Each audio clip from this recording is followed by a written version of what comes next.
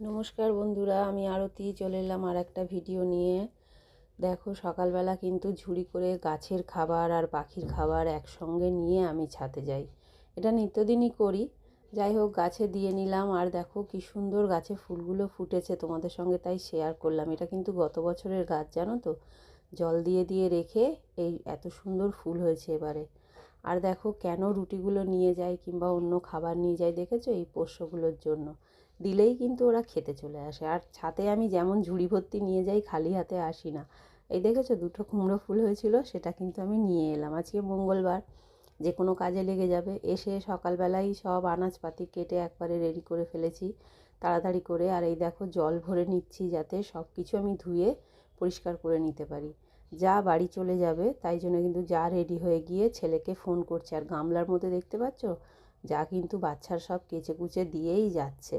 বলছে না হলে তোমার চাপ পড়ে যাবে, তাই কেচে দিয়ে যাচ্ছে। বড় যা তো, হাজার হলেও তাই। তারপরে যাকে লিফটে করে নিচে নামিয়ে দিয়ে আসছি, কারণ যা নামতে পারে তালা দেয়া থাকে, তো ওই জন্য গেলাম।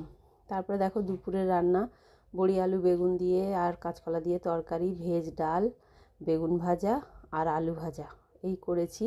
আর করেছি পাঁচমিশালি একটা তরকারি, ওই কপির ডাঁটা ফাটা দিয়ে একটা চচ্চড়ি করেছি। আর দেখো ভাতটা লাস্টে বসিয়েছি।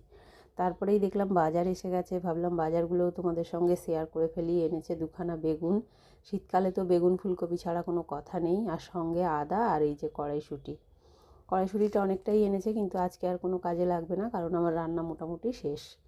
তারপরে দেখো চলে গেছি পুজো করতে। সকালবেলা, মঙ্গলবারের সকাল মানেই আমাকে নিচে যেতে হবে, তাই জন্য সকাল সকাল চলে গেছি। মাকে কেমন লাগছে বলো? আমি কিন্তু সকালবেলাও ধূপ ধুনো প্রদীপ সব জ্বেলেই পুজো করি। তারপর দুপুরবেলা এসে খেয়ে দিয়ে একটু বসেছিলাম। তারপর একটা লেবু ছিল, ভাবলাম খাই। মেয়েকে দেবো না, কিন্তু মেয়ে তাও বলছে মা একটা দাও, ওই জন্য মেয়েকে আবার একটাই দিলাম।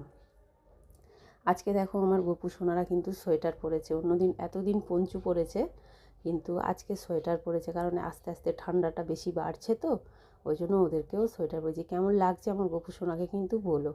আর মাকে যেমন চাদর গায়ে দিই, চাদর গায়ে দিয়েছি, ধূপ ধুনো দিয়ে সন্ধে দিয়েছি।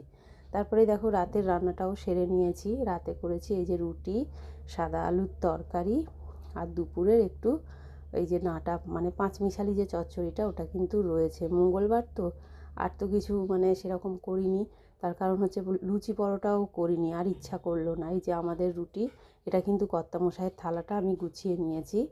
আর দেখো বেগুন আলু কাঁচকলার একটু তরকারি আছে, ছেলে খায়নি দুপুরে, তাই।